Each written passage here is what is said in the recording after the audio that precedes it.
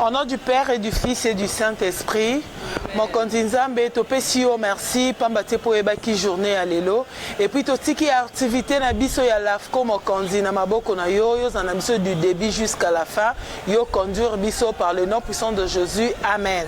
Amen. Au nom du Père et du Fils et du Saint-Esprit. Amen. OK. Message de Madame Julie Kaboukani, Madame la présidente de l'ONG LAFCO, Leadership et Autonomisation de la femme congolaise.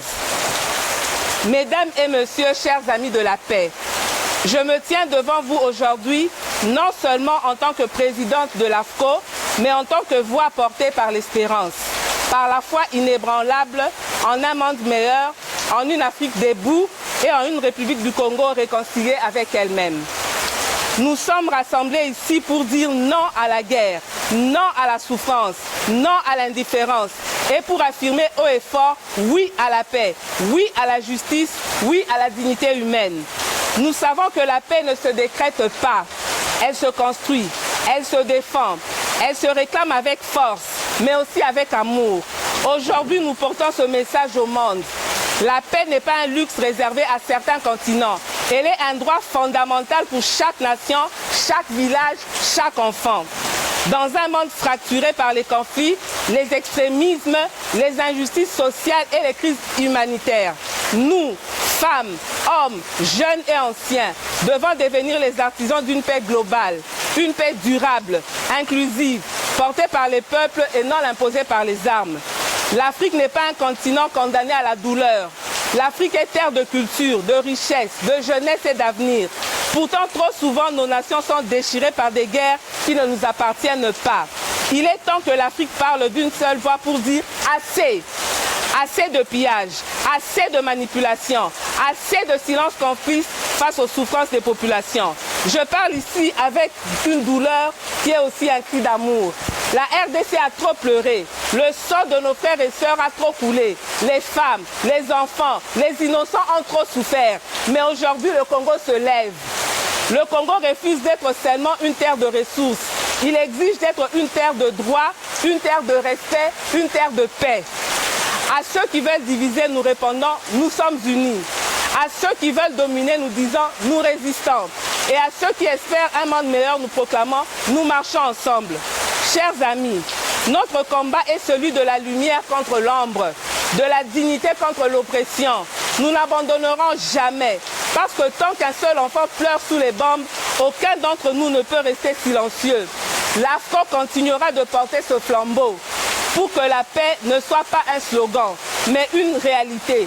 Pour que l'Afrique, et tout particulièrement la République démocratique du Congo, puisse enfin écrire une histoire de justice, de liberté et d'espérance.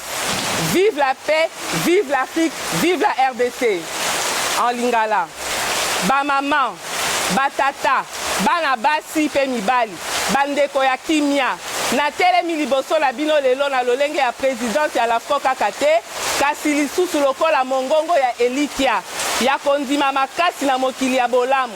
Na Afrika o ezali kotelema, pe na République démocratique du Congo o ezongi boyokani na motema moko. Tosangani awa pona koloba, toboyi bitumba, tolingi pasi te, tolingi bato bazanga mawa te, kasi mpo ya koloba na mongongo ya makasi, tolingi kimia, tolingi bosembo, tolingi bomoto ya moto.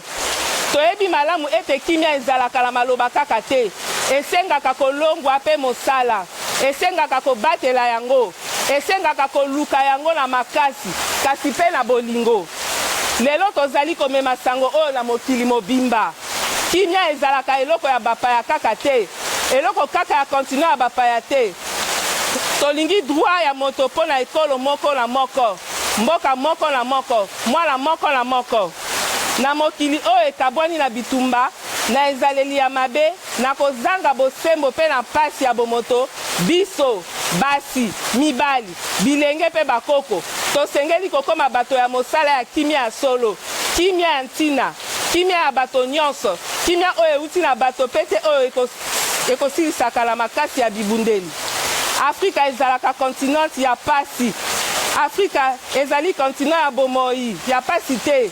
ya biloko ya motuya ya bilenge ya lobi ya motuya kasi mbala mingi bikolo na biso ezwi minyoko na bitumba oyo euti libanda ezali tango ya koloba la mongongo makasi ekoki toboyi bitumba ekoki na bapaya oyo bapanzaka biloko ya mboka ekoki na bapaya oyo babebisaka makanisi ya bato ekoki na kimia ya pamba liboso ya pasi ya bato nazali koloba awa na motema ya pasi kasi mpe na bolingo ya Congo RDC eyokaki pasi mingi makila ya bandeko na biso esopani mingi basi bana mpe bato bapikamaki mingi banyokwami mingi kasi lelo Congo ezali kotelema Congo elingi kozala te kaka mboka ya biloko ya motuya elingi kozala mboka ya bokonzi ya bosembo ya kimia na bato nyonso oyo balingi kolakisa bapanzi tozali koloba tozali moko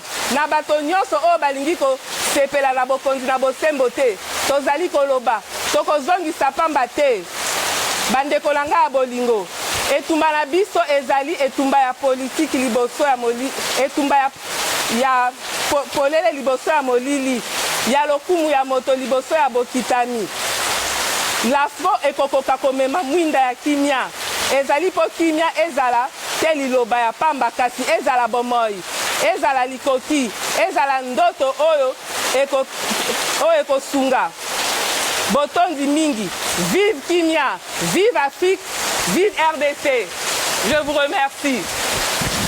Nous les enfants de la RDC, nous les enfants de l'AFCO, nous disons non à la guerre. Hâte à la guerre. Si est ma maman à RDC, si est ma maman à l'AFCO, si est ma maman à Este, na uchungu koro, tunakatala vita, tunataka amani kuinchi yetu. Betu ba mama ba RDC, betu ba mama ba l'AFCO, katuzole di kunwana, katuzole di ku guerre. Kimia tuzole di mudamu di bantu ba mpanza ba batatu kwa ku Este, katuzole di ku fwaku, katuzole di ku fwaku, katuzole di ku fwaku. Betu ba mama Grand Bandundu, betu ba mama l'AFCO, betu ba mama RDC, betu me buya kunwana. Betu ne buya kunwana sana kisamu na Est. Bore viole bampangi na betu bankento. Ba famille me panzana.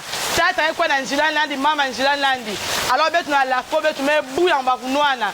Betu zo na kimia bumoso kota na kati ya RDC. Avec l'AFCO betu kanunga. Tetu ba mamu ya Congo. Tetu ba basonga kaji. Basonga luma ya Congo. Ya précisément mwetu mukasai.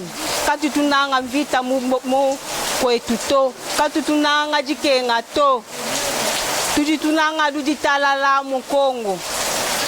Sheba mama ya l'AFCO ya Manyema. Tunakatala vita. Banaua babwana yetu, batoto beko na kufa, beko na tuviole she, tunachoka atupende tena vita mu Kongo yetu. Banaiba richesse yetu, banatuacha sheba mama tuko na sufri ba veve, batoto banaenda fashi ingine, bababa fashi ingine, sheba bibi fashi ingine, ba famille na kwa éparpillée. Nous les mamans l'AFCO, nous disons non, non, non et non à la guerre. Nous voulons la paix. Biso ba mama ya RDC, ba mama ya Est, toboyi guerre. Tala guerre ndeza iko créer instabilité, papa epa inga epa inabana. Toboyi elongo na l'AFCO, toboyi guerre. Nous, les femmes de l'AFCO, nous, les jeunes filles de l'AFCO et de la RDC, nous disons non à la guerre. Non à la guerre, nous voulons la paix en RDC. Nous les enfants, nous voulons la paix, pas la guerre. Cesse la guerre à l'est de notre pays, nous voulons la paix.